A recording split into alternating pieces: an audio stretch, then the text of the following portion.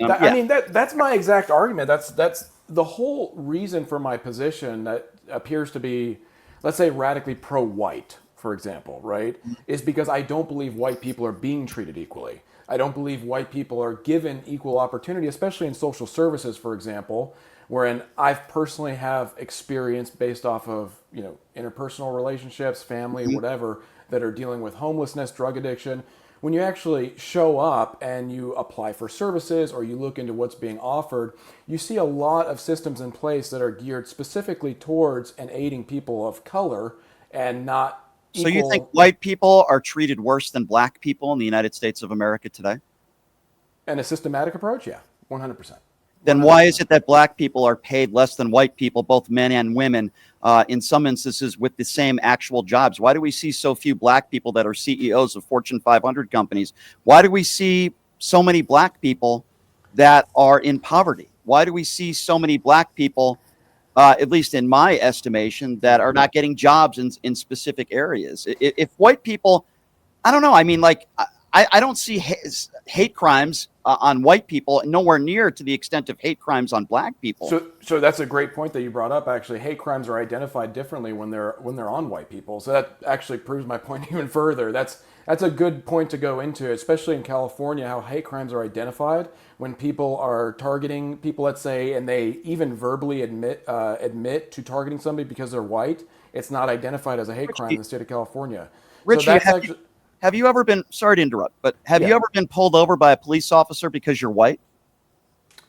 Yes, actually, I would You have. argue yes. I would argue yes because I actually have friends that are cops that make the commentary that oftentimes when it comes to filling quotas or maybe even like pulling over people that they know are going to give them the least amount of trouble on the side of the road, to be the most let's call it adhering to the law, they will instinctively pull over white people for that reason. So, I mean, yeah, you can argue that. And I've been pulled over for ridiculous reasons. So I'd argue, yeah, sure.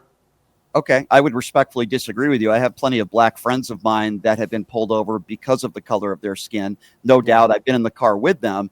And you think that police officers and law enforcement treat black people the same as white people in this country? No, not at all. I mean, and here's the thing I'm not arguing to be anti black or anything. Like, what's interesting about that Jubilee debate? Hmm. Somebody asked me on a show the other day, or on a podcast the other day, they said, like, what was the most surprising thing? And I said, to be honest with you, the thing that resonated with me the most after the debate was an attempted gotcha moment from Mehdi where I had mentioned Neil deGrasse Tyson. Hmm. And he says, is Neil deGrasse Tyson American? And I said, yes, he is.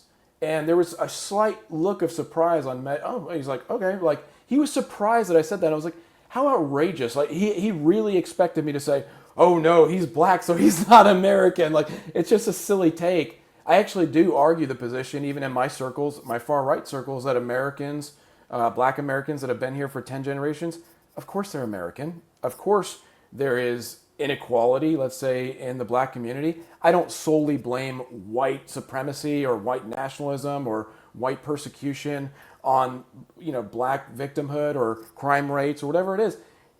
You can go into those rabbit holes and argue those positions. I want to focus more on like an abundancy mindset. I want to help Americans first and foremost, regardless of color. That's the first thing. And secondly, I want to have an honest discussion about race and why white people are being displaced or neglected, or, in my opinion, from what I see, targeted for sure. Richie, I'm 45 years old. I will only Yeah. speak for myself on this one. I'm very white. Never in my life have I ever felt like I was treated differently because of the color of my skin. Never in my life have I ever felt like somebody mistreated me because I'm white. In fact, to the Sure. contrary, have you ever been followed in an electronics store and somebody thought you were going to steal something because you're white?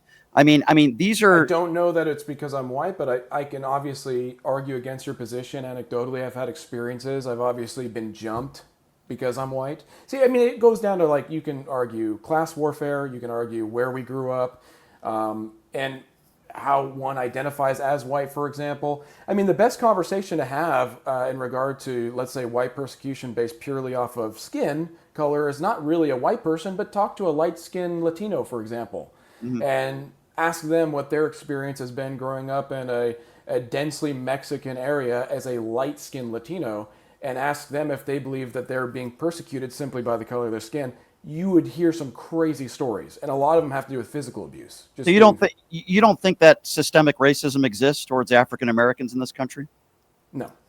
If Ahmad, so okay, let me ask you another question. Well, Let's just actually, let me rephrase that because systemically, you can argue a position of like cultural push because I do think there's a cultural agenda against African Americans to discourage them from pulling away from a ghettoized culture, an aggressive culture, a rap culture. I think that's intentional. The more I look into that, the more I'm thinking that that's kind of intentional. Well, I think of the Ahmaud Arbery case, right, as an example, Richie, where three white men pretty much lynched this guy. And then for months, nobody was arrested. You have three white men and one innocent black man who was jogging, who did absolutely nothing wrong, and he's dead. He was murdered. He was lynched. Several months later, the only reason why those people were brought to justice is because one of them released a video to a news agency. My question to you is, if those were three black men and they murdered an innocent white guy jogging down the street, do you think that would have gone down the same way? Do you think that the police would have shoved it under the rug and would have lied to the mother and would have told the mother, well, it was your son that was in the wrong? See, that's the point I'm trying to get at here. Ahmaud Arbery died an innocent black man jogging down the street because he was black. He was racially profiled, and let's call it for what it was. It was a lynching. If it was the other way around, and if it was three black men, don't you think they would have been put in handcuffs that day? It's hard to say. So, I mean, again, we can pick apart specific incidences. White persecution, especially from cops, like that's the argument too that I think surprised Mehdi Hassan when he said, it's not very conservative for you to take an anti-cop approach. Well, gosh, I'm losing his name again. I lost the name during the debate, and I'm losing his name again, and which makes me feel terrible. But I'm bad at names, so forgive me. I can send it to you later. But there was an incident in Oklahoma where a white man was having a panic attack. And he called in saying he was going to commit suicide. Cops showed up, and as he was having a panic attack, I forget what the discussion was, but he posed no threat. He caused no physical violence to the cops or whatever. They recorded him on camera. These cops laughing at him, teasing him, tormenting him. He ended up dying. Actually, he ended up having a heart attack. And as he was dying, they were making jokes about him suffocating on his own spit and everything like that. And he died in front of them. None of those police officers faced persecution. They didn't lose their job. They weren't even suspended. They barely went into review. You know what I mean? Nobody knows that guy's name. I can't even remember his name, and I'm bringing him up. You know what I mean? But he got zero media attention. And the cops physically abused him a little bit. They roughed him up. I think they put their knee on top of his head. No one knows about this guy, right? So Well, obviously that's horrible. Obviously it's that's the horrible. same. But my argument is it's kind of like one of those things where we can just go back and forth. I agree that there's injustice. There's inequality. Dude, one of the things that bugs me the most living out here in California is I go to Los Angeles and you see these homeless people. I don't care if they're black, white, whatever. But it bothers me so much. I mean, to the point of you can call it rage almost, like where, I don't think there should be any American, regardless of race, that should be homeless, hungry, disaffected, Of course. ignored. I think most people would agree with that.